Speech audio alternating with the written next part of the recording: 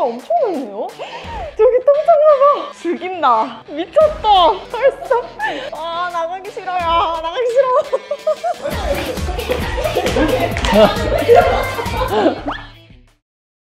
오늘 여기 땅은 한강으로 이행시 한번 하면서 시작해볼게요.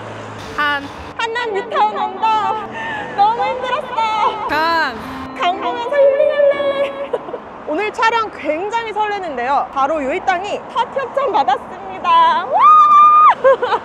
어떠한 주님이시죠? 오늘 주님은 에어비앤비입니다. 에어비앤비에서 오늘 체험해볼 숙소를 협찬해 주셨는데요. 이름은 바로 스카이 스위트 한강 브릿지 서울. 이게 말 그대로 한강 뷰가 아니라 한강 위에 지어진 곳이어서 화제가 됐습니다. 이게 서울시랑 에어비앤비랑 함께 기획했다고 하던데요. 맞아요. 여기 직역 카페, 견우 카페, 이 카페 보이시나요?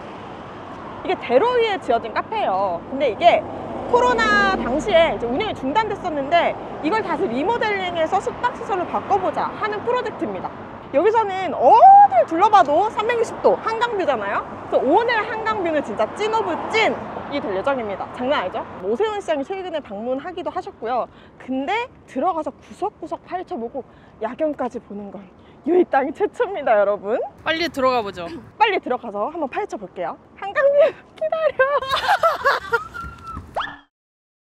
도착했습니다. 여기 써있죠? 스카이 스위트 한강 브릿지 서울. 외관으로만 볼 때는 사실 숙박시설인지 모를 것 같기도 해요. 그리고 원래는 이 엘리베이터 타고 3층까지 올라가는 건데 지금은 이렇게 교체 공사를 하고 있어서 저희는 계단으로 한번 올라가 볼 거예요. 피디님, BGM 하나 깔아주세요. 어떤 거요? 아시잖아요, 러브하우스. 너무 옛날 거 아니에요? 깔아주세요. 우와, 우와, 진짜 넓다. 생각보다 엄청 넓네요. 저기 통창 봐봐. 아, 거긴 나중에. 나중에. 와, 너무 멋있어. 여기 이름이 스카이 스위트잖아요. 스카이. 이렇게 하늘이 유리창으로 내려다 보여요. 근데 좋은 게 뭐냐면 이 빛이 이렇게 쏟아져서 이것도 인테리어의 일부처럼 보이거든요. 너무 이쁘다, 실제로 보니까. 비가 와도 운치가 있을 것 같은데요. 맞아요. 그래서 이거 좀 아까 말씀을 해주신 게 이 오디오 활용법에 대해서 좀 한번 말씀을 해주셨어요. 이 오디오 근데 아시는 분들은 알아보시던데 한 가격하는 오디오입니다. 비싼 놈이군요. 좀 그렇더라고요. 그래서 이런 거 음악 같은 거 틀어놓고 이렇게 통창이랑 이렇게 유리 다 즐길 수 있는 이런 재미도 있다고 하시더라고요. 좀 독특한 컬러를 써서 컨셉을 맞춘 이런 인테리어라고 합니다. 좀 갤러리 느낌도 나는 것 같고요. 맞아요. 이런 게 다 아트 퍼니처기도 하거든요. 주문 제작을 또 했다고 해요. 그래서 하나하나 진짜 소품이 신경 쓴 느낌이 많이 나요. 구경하는 재미도 있고 사진 찍는 재미도 좀 있을 것 같아요. 또 놀러 왔는데 음식 빼먹을 수 없잖아요. 그죠? 그래서 뭐 여기는 호텔이 아니다 보니까 뭐 룸서비스나 이런 건 없지만 이렇게 간이 주방이 있어요. 인덕션도 있고 이렇게 수전도 있고 해서 뭐 간단한 요리 정도는 좀 해 드실 수 있을 것 같고 배달, 우리가 어떤 민족이죠? 배달의 민족? 그래서 음식도 좀 시켜서 먹을 수 있을 것 같아요. 그러면 이제 대망의 침실로 좀 가보시죠. 이제 침실로 이동해 보겠습니다. 죽인다. 미쳤다. 벌써. 아, 너무 예쁘다. 통창이 진짜 넓게 빠졌어요. 와, 사진으로 봤을 때보다도 훨씬 넓은 느낌이에요. 호텔에서 보는 뷰랑은 또 다른 것 같아요. 왜냐면 호텔은 그래도 비교적 그 리버뷰 같은 거 고층에서 빠졌기 때문에 이렇게 내려다보는 맛이 있기는 한데 여기는 이렇게 넓게 빠진 통창. 진짜 스위트룸 느낌이잖아요. 근데 이렇게 또 통창이 빠진 거는 흔하지 않기 때문에 굉장히 색다른 뷰기는 진짜 한 것 같아요. 너무 멋있다. 보니까 여의도도 보이고요. 여의도도 보이고 노들섬도 보이고 이렇게 63빌딩 진짜 바로 정면으로 이렇게 내다 보여요. 침대는 개인적으로 좀 어떤 것 같아요? 근데 이게 색깔 가지고 되게 이렇게 좀 궁금해하시는 분들도 있었는데 이렇게 일부러 좀 디자인을 하셨다고 하시더라고요. 이게 내부 디자인을. 색깔이 좀 튀니까 한강색이랑 대비돼서 훨씬 더 저는 인테리어 느낌이 사는 것 같아요. 그러니까 하나 찍어주실래요? 욕실도 이제 한번 가주세요. 이제 욕실로 한번 이동해 보겠습니다. 이 욕실, 논란의 욕실. 왜 논란이 있었냐면요. 이게 논란이 왜 있었냐면 바로 여기도 통창이 있습니다. 아, 욕실. 이게 또 침실까지야 뭐 좀 조심하려면 조심할 수 있는데 이 욕실도 통창이다 보니까 이렇게 씻을 때 누가 나를 이렇게 보면 어떡하나 이런 우려도 있으셨거든요. 그쵸, 이게 욕조에 들어가서 한강뷰를 또 보는 맛이 있잖아요. 맞아요. 그러니까 보는 맛은 진짜 죽일 것 같은데. 그래서 여기는 이제 필름 시공을 하신다고 하더라고요. 필름 시공을 해서 이제 밖에서는 안 보이고 안에서는 이렇게 내다볼 수 있게끔 시공을 하신다고 이제 얘기를 들었고, 그리고 침실 쪽에는 블라인드 시공을 하신다고 하시더라고요. 왜냐면 이게 이 필름 시공을 해버리면 통창이 약간 좀 투명성이 손실되는 그런 문제가 있을 수 있어서 여기는 블라인드로 해서 이렇게 여닫을 수 있게끔 하신다고 하셨어요. 그러면 여기는 한 몇 평 정도 될까요? 여기가 총 한 44평 정도 됩니다. 상당히 왔을 때 굉장히 큰 느낌이에요. 일반 호텔 스위트룸보다도 큰 느낌이더라고요. 최대 몇 명까지 가능하대요? 4명까지 입실 가능합니다. 그러니까 파티하기 얼마나 좋겠어요. 딱 4명. 그죠? 근데 이제 침대가 하나니까 뭐 나머지 2명은 또 잘 수 있도록 간이 침대를 이용할 수 있도록 또 하신다고 하네요. 이거 말고도 좀 궁금한 게 많은데 주님을 소환해야 되지 않을까요? 주님 소환! 지금 해가 지고 있는데요. 제 주님들 모셨습니다. 광고주님들. 주님들 모시고 좀 궁금증 한번 풀어볼 텐데, 공용시설이 아니라 왜 숙박시설이었어야만 했는지에 대해서도 궁금하시더라고요. 이 공간을 보시면 사이즈가 막 다중이용 시설로 쓰기에는 생각보다 애매한 네. 사이즈입니다. 두 번째는 이게 이제 숫자로 보면 많은 사람이 이용할 수 없을 수 있겠지만, 사실 전 세계에 알린다는 관점에서 보면 교두보가 될 수 있겠다. 그게 되게 중요한 취지라고 생각을 했습니다. 한강을 좀 끝장나게 알려보고 싶다. 이런 취지로 하신 거죠. 맞아요. 한강에서 자보는 것만큼 더 네. 재밌는 경험이 어디 있겠어요. 그쵸. 한강을 우리나라 이해하는 데 또 있어서. 한강이니까. 네, 저도 한강이잖아요, 나도 또. 좋아해.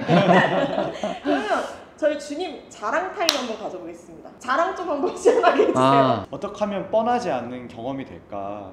사실 한국에서는 좀 색감을 아주 과감하게 쓰지 않는 경향이 있는데요.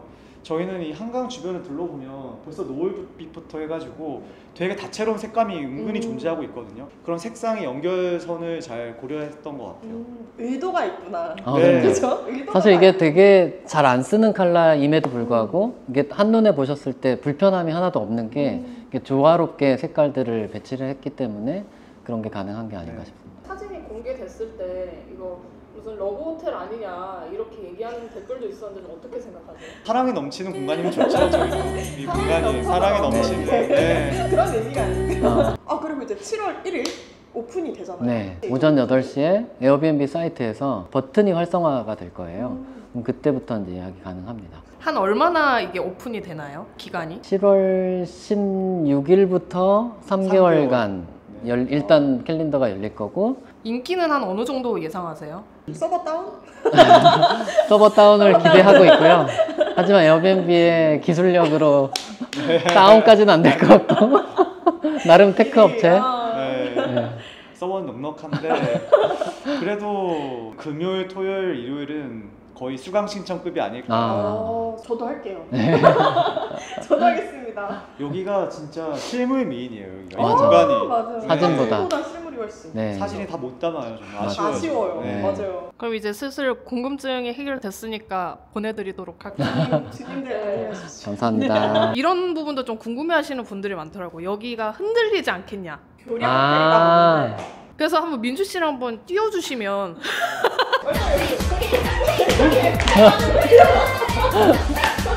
네, 얼마나 불꽃 축제 때 예약 박 터질 것 같은데요. 박 터질 것 같습니다. 근데 서울시가 뭐 불꽃축제로 이벤트를 할 수도 있지만 만약에 예약이 열린다면 제가 오고 싶네요. 근데 중요한 가격은 얼마나 하나요? 가격이 한 30만 원대에서 50만 원대로 책정될 거라고 해요. 이게 어쨌든 공공기관이다 보니까 상한선이 50만 원 정도로 책정이 될 거고, 이게 감정평가를 통해서 나온 금액입니다.